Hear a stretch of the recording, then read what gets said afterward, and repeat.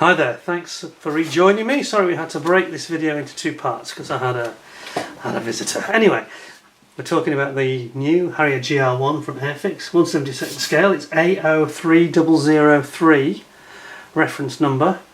Beautiful looking kit. Got two options here. We've got RAF Wittering 1970 or Wildenrath June 71. Of course, Wildenrath was the same as the Matchbox one. It's actually 202, number 20 squadron. So it is actually a different squadron, but still based at Wildenrath. Let us have a look what we have got in the box.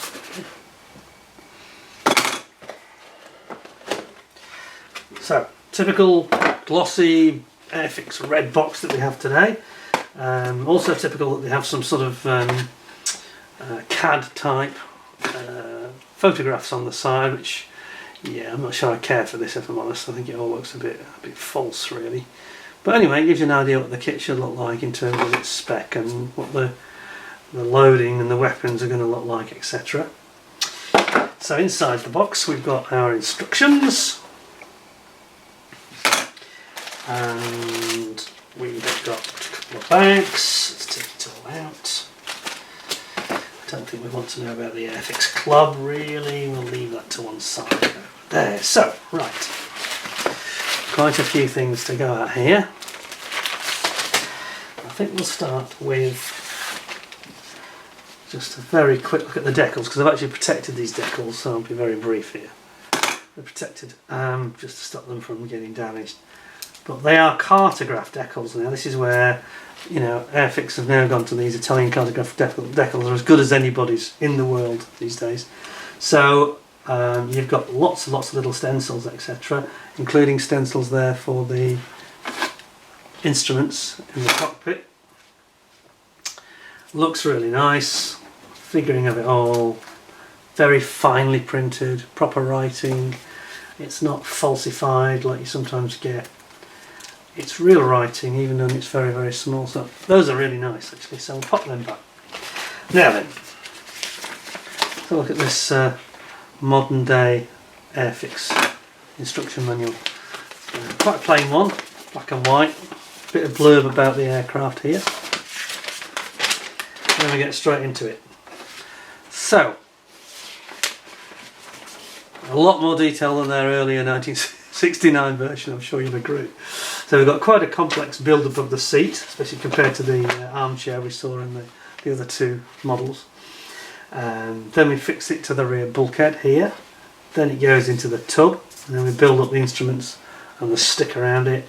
And of course we've got one of these typical Airfix character faces, which is one of the employees that works there. Don't know if that's Matt. It looks like Matt, the designer, to me. I'm sure I recognise that face. Anyway, building up your intakes and then installing them like an inner intake system here. So there's some good detail going on here.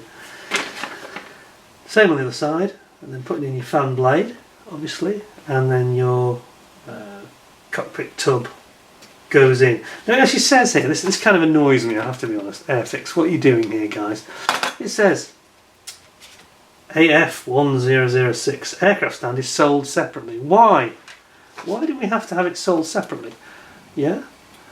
This was the thing that Airfix would always do this. They would always include a stand in their kits. So I don't know why they've decided to try and sell them separately, which people probably won't do.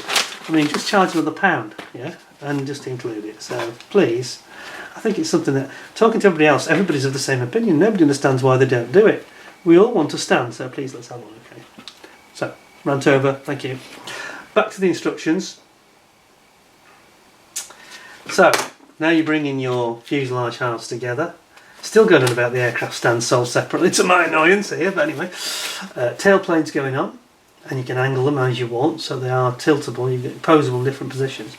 They don't actually tilt once they're in, I don't think. No, I'm wrong. Yes, they do, in fact. They are actually tiltable. You can see it there.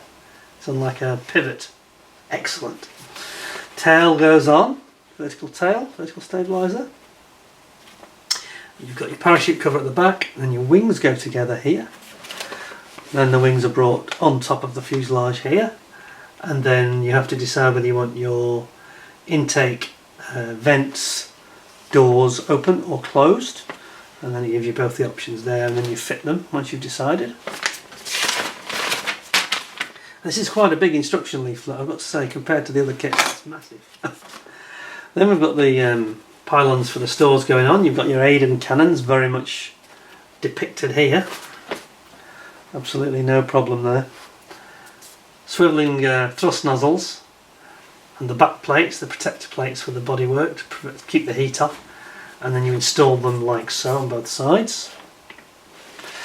Then we get to the nose wheel and the choice of undercarriage up or undercarriage down, and then we have the same in the main wheel section. It always amazes me that the Harrier had such a tiny wheel, such a tiny cover for the wheels. You know, it had quite a meaty main gear, but it had tiny doors. And those go on, obviously, if you want them down. Then we get to the stabiliser wheels on the end of the wings, either retracted or extended, as here. Oh, they're doing it again, the third time. They're reminding us that they haven't included a stand. Aircraft stand sold separately. Please stop it. You're really annoying me now. And then you've got your air brake, speed brake, air brake fully open or retracted. And then we've got the start of the stores. You've got a couple of drop tanks or Matra rocket pods there. You've got your hood display gun sight at the front, and then the canopy itself and the vented back of the sliding frame of the canopy here. Nose going on. It says fill recesses and it shows a trowel. Well, I hope that's an exaggeration. I hope we don't need to use a trowel for filler on this kit. That would really be disappointing. I'm sure that's just almost a figure of speech they're using there. And then your nose goes on. Nice nose with the pitot head, obviously. And that's it. So then you've got these rather nice colour call-outs. So you've got RAF Wittering number 1 Squadron, which is the one that people often remember with their little sort of flying number 1 logo. Very good call-outs here, nice and clear, well represented. And then you've got your Wildenrath option. Again, lovely colour sheet, very clear, shows the weapons, Matra rocket pods here with all the decals and all the various stencils that go on the aircraft. That's really good. Clear instruction. Stencil positions is actually separate data for the full stencil marking here at the back. So that looks pretty good. Let's have a look inside the bags. I actually changed the bags on these because they weren't in very good ones. So let's have a proper look. See what we have. So this is the first one. Now you can see immediately that we've got some really nice detail. We've got some recessed panel lines, lots and lots of it though. Very, very detailed, little vents, grills, and it looks really, really nice. That looks like, it does look like it's 40, 50 years ahead of the first version, 51 years. Well, 49 years when it was made, let's put it that way. But it looks exactly what you would expect. It's much more finely figured, a lot of detail. Pylons here. Here's your wheels, and again some lovely detail on those. It's really, really good. And then we've got the nozzles, obviously, and again they've got a very 3D look to them, depth to them. You can almost see into them, which you didn't see on either of the other two kits really. That's very good.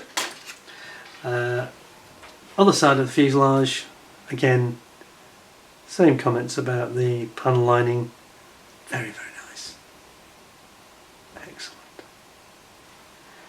And we've got some drop tanks. And here are these optional open or closed doors for the intakes, which makes the Harrier have quite a lot of sort of character. You get a 3D look. And then finally you've got your Aiden cannon pods in halves here. So there's 1, 2, 3, 4. And last but not least, I should say, you've got your nose and pitot head with a little, I think it's a laser rangefinder window here.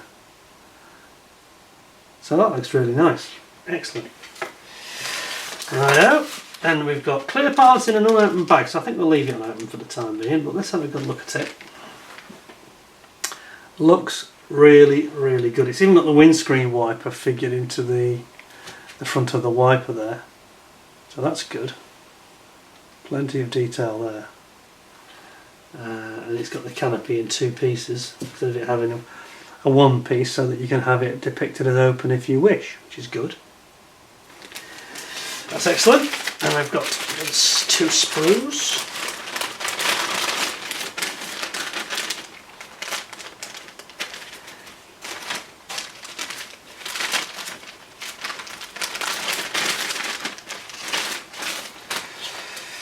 And we have got the top wing. Oh, these look really nice. They really do. Check out the detail here. It's beautiful panel lining here, really sharp, very finely moulded. That looks peachy. And then we've got the underside of the wings here. And just one or two items like the ejector seats, instrument panels, and the optional skids, I think it is, for underneath the main fuselage. That's really nice. That top wing looks absolutely exquisite. It's a beauty. It's a bit like the Wellington. It's looking good. We've got area for the speed brake here, which has got this lattice, internal bodywork, which is not what you would see on any other kit that I've seen on the Harrier at this scale. You've got your tailplane here, which looks really nice. And there's the speed brake itself and the wheels. And then you've got your Matra rocket pods, the actual body of the pod. There's those blast deflectors, and again look at the sculpturing and the scalloping in them. Beautiful. Ejector seat.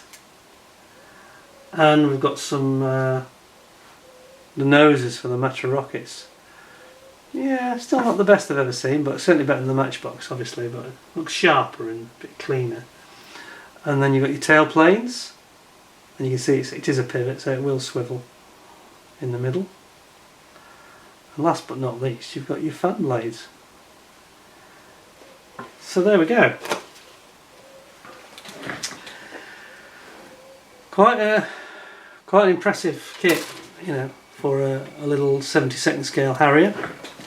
I think that's what you'd expect, because it's built in 2015, 2016, so no surprises there, but you can see the technology of the tooling rather than anything else. The only downside to this Airfix kit, I think, is this soft, weird plastic. Although actually I'm saying that, this is the blue again. I always say feels like blue tack, but this is actually harder. It's a lot harder than the other one, the Wellington, or I think the one or two others. They were all very soft feeling, but this is quite hard and quite firm and quite solid feeling. I think that's going to be no problem at all. So they're using the same pigment, the blue, but I don't actually think it's the same plastic. It feels much more robust. So there we have it. I won't put it all away now because I've been here all day, but we have got 3 generations of Harrier jump jets. How about that? It's really, it's quite interesting, I mean, there's no great surprises, but the big thing you notice is the raised panel lines.